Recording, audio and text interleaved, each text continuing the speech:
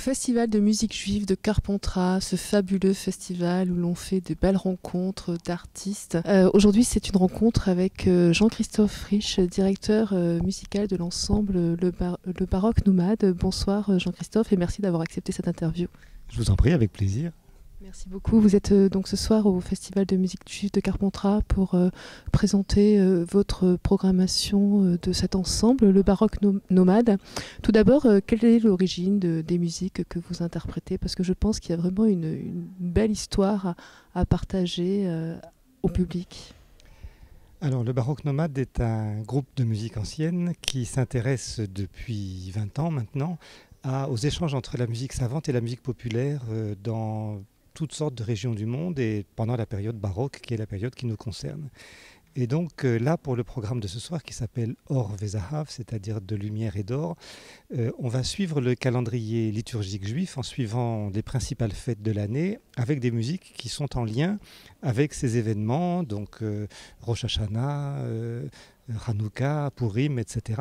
Et une partie de ces musiques sont des musiques plutôt côté populaire, alors que d'autres musiques sont vraiment des musiques baroques, savantes, composées par des compositeurs, disons, lettrés. C'est un mélange entre, parce que je regardais sur la programmation, ce qui m'a interpellée, c'est côté de votre nom, il y a 15 en chiffres romains et 21 en chiffres arabes. C'est vraiment cet espace de temps que vous essayez à travers la musique de faire passer et partager. Alors il y a 18 en chiffres romains, c'est-à-dire le XVIIIe siècle. La totalité de la musique qu'on joue ce soir, c'est de la musique du XVIIIe siècle, et 21 parce que 21 c'est maintenant. Et nous, on ne considère pas que cette musique ancienne, cette vieille musique, elle a été composée pour être vieille. Les auditeurs à son époque, ils l'écoutaient comme de la musique d'aujourd'hui. Et il nous semble que pour la rendre la plus vivante et la plus directement parlante au public de maintenant, il faut la jouer comme si on la découvrait. Comme si elle venait d'être composée hier et qu'on ne la connaissait pas et que nous, interprètes, comme à l'époque, on mettait le jour du concert la partition sur le pupitre et puis hop, on joue. Ça nous semble faire partie de l'authenticité, de se placer non pas dans une perspective de regarder vers le passé, mais de se dire, voilà, cette musique, elle est toute neuve. Pour nous, elle est toute neuve, on la répète comme une musique contemporaine qui aurait été composée maintenant. L'expérience montre, par exemple par la pratique de l'improvisation qu'on a, que le public est réceptif à cette façon de faire. Alors comment vous le ressentez, que le public est réceptif ? Alors ça, c'est une question qu'on m'a souvent posée et je ne sais pas très bien y répondre, mais on le sent très bien. Ce sont des énergies que vous recevez qui seraient plus à vous ? On le sent très clairement, on le sent par les sourires, on le sent par la qualité du silence, on le sent par les gens qui viennent nous parler à la fin du concert, on le sent par mille choses, comme ça on a une sensation. Pendant le concert, il y a un moment où, quand ça va bien, mais en principe ça se produit, où on sent que ça y est, ils sont partis avec nous, on les emmène quelque part. Vous savez, j'ai entendu récemment une conférence d'un musicien d'Afghanistan absolument fabuleux et qui disait, au début des concerts, il faut commencer par accorder les instruments, puis ensuite il faut accorder les musiciens, et ensuite il faut accorder les auditeurs. Et j'ai beaucoup aimé cette idée-là. Dans un concert, ça prend un certain temps pour emmener les auditeurs dans le monde dans lequel on va les faire voyager. Surtout que pour un concert comme celui de ce soir, il y a beaucoup d'auditeurs qui n'ont aucune idée de ce qui va leur arriver. Donc on va les entraîner dans toutes sortes de choses très différentes. Et c'est un peu le jeu de ping-pong qu'il y a entre eux et nous. C'est maintenant que vous avez entendu ça, vous allez entendre, vous allez voir tout à fait autre chose. Et alors qu'on est les mêmes musiciens et on joue complètement différemment.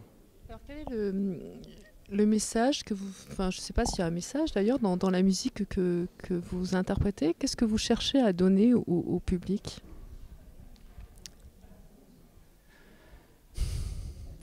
Ça aussi, c'est une question difficile. Je ne suis même pas sûr que ça ait vraiment un sens d'y répondre. Est-ce qu'on cherche à donner quelque chose ? La musique qu'on est en train de leur jouer, on a un rôle de passeur entre une musique que nous on trouve sublime, qu'on a envie de faire entendre, et notre rôle c'est celui de faire entendre cette musique. La plupart des gens qui vont nous écouter, ils ne pourraient pas l'entendre sans musiciens qui la leur jouent. Et notre rôle, il est là. Après, on leur transmet aussi notre émotion, notre perception, notre sensibilité. Alors vous parlez de messages. J'imagine bien l'idée que vous avez derrière la tête et c'est vrai qu'on est un groupe qui travaille avec des musiciens du monde entier. On a travaillé avec des Chinois, des Éthiopiens, des Philippins, des Afghans, des Indiens, des Marocains, des Turcs, des musiciens roumains et hongrois de Transylvanie, enfin toutes sortes de musiciens. Donc c'est vrai que dans notre travail il y a un côté humaniste et universaliste. Ce soir on fait un programme de musique juive. La semaine prochaine, on fait un programme de musique chinoise et puis une autre fois, on fera tout autre chose. Et ce qui nous a énormément frappé dans nos rencontres avec des musiciens du monde entier, vraiment d'horizons très très différents, c'est que un musicien, c'est un musicien. Et qu'est-ce qui se pose comme question? La musique, et c'est tout. Et pour la plupart des musiciens, la musique peut être un bon ambassadeur de paix, d'humanité, de vivre ensemble, etc. Mais au fond, nous, notre sujet, c'est faire de la musique. Alors justement, vous parlez de diversité de musiciens de diverses origines.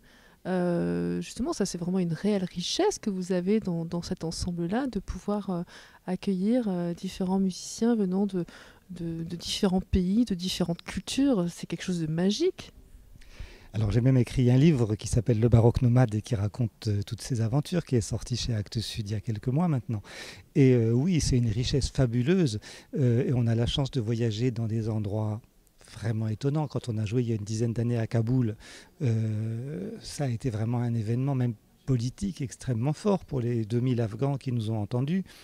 Et puis voyager en tant que musicien dans un pays aussi inconnu pour nous que l'Afghanistan ou l'Éthiopie ou d'autres, ça permet d'entrer en contact avec les gens d'une façon qui serait impossible si on voyageait comme touriste.